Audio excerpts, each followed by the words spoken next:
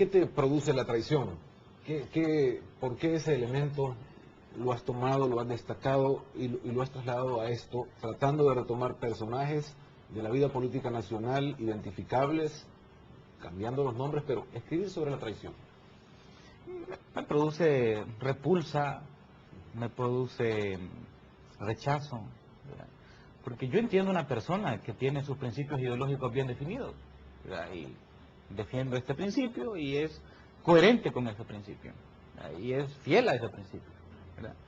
Pero el que traiciona un principio de izquierda o de derecha o sus propios principios, ¿verdad? Al final no lo quieren en su propia casa, no lo quieren ni de un lado ni de otro. En el lado al que se pasa, en el caso de Melvin Gálvez, que después de ser un guerrillero, pues, deslucido, oscuro, etcétera, pero fue guerrillero, ¿verdad? Se pasa al siguiente lado y su única misión es delegitimar donde estuvo, ¿verdad? Bueno, primero, no lo quieren donde estuvo, por traidor, ¿verdad? Pero en el otro lado lo ven como lacayo, lo ven como empleado, ¿verdad? O sea, lo ven de menos, y al final no lo quieren en ningún lado. Por eso me produce eso, y porque mucha maldad se origina precisamente de esos personajes.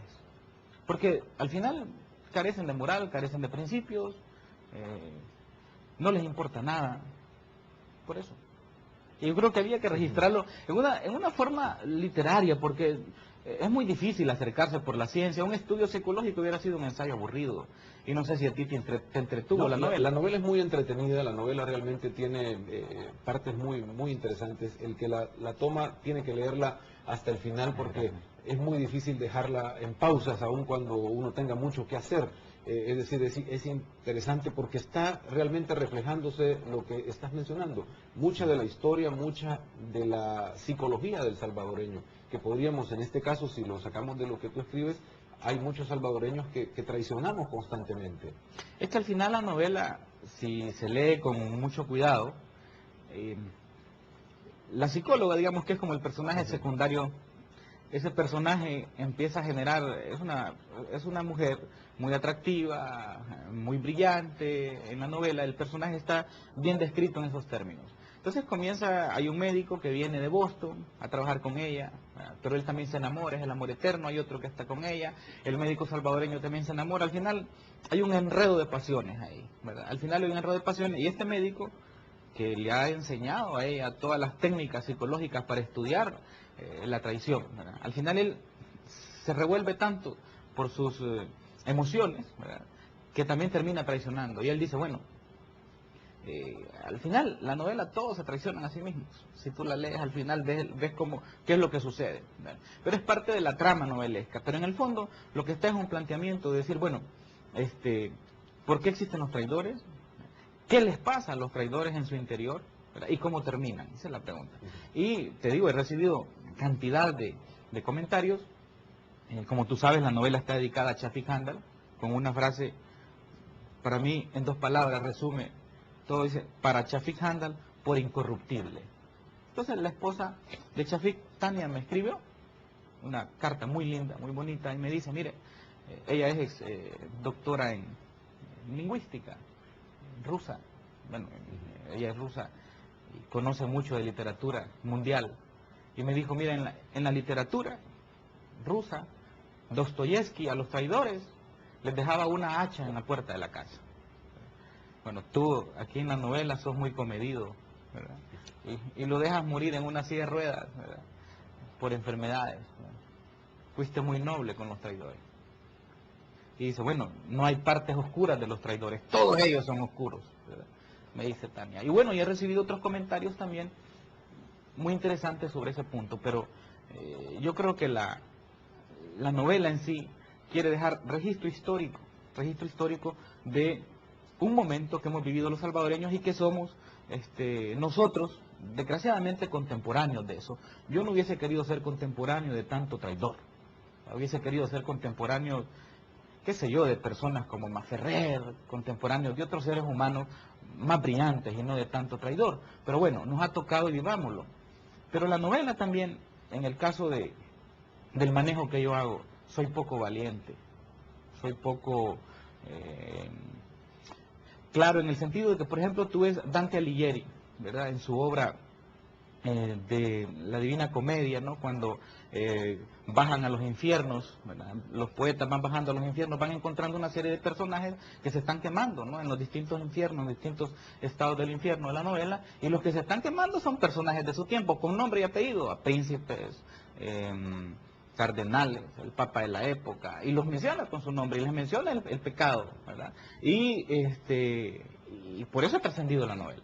Y se sigue estudiando en la literatura universal por siempre, y se seguirá estudiando. Entonces la idea de la traición... Marvin Gálvez es Marvin Galeas.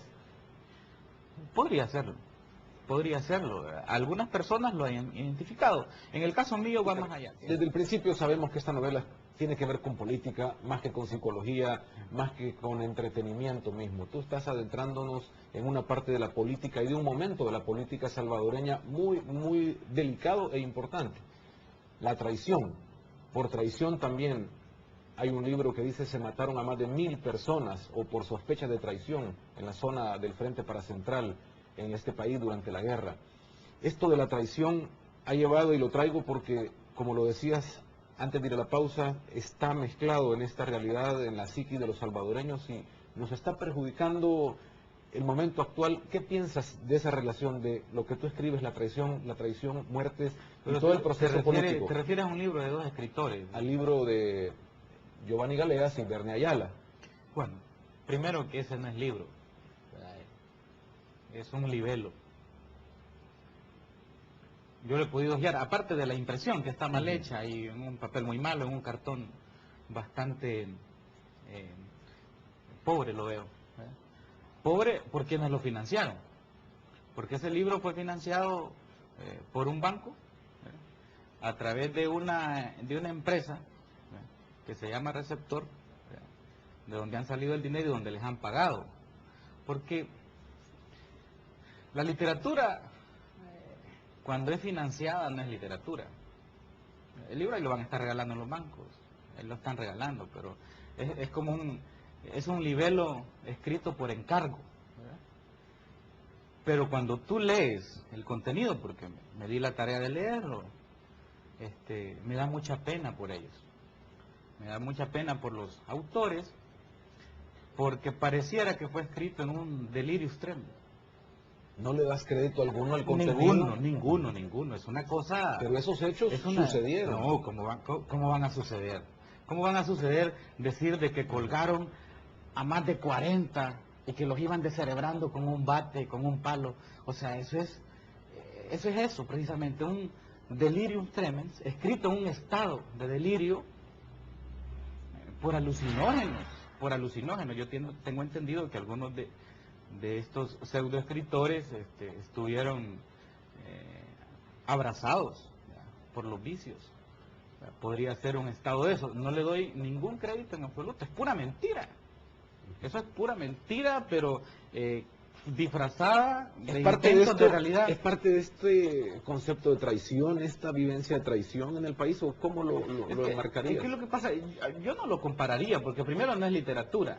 Literatura es cuando tú retomas hechos de la vida misma, de la humanidad. Ellos intentan hacer un libro testimonial, ¿verdad? Supuestamente a través de entrevistas y todo, pero al final es pura falsificación de datos con una intención electoral. Entonces, desgraciadamente, pues, surge en un momento que es evidentemente político, pagados, que es lo que le baja el mérito.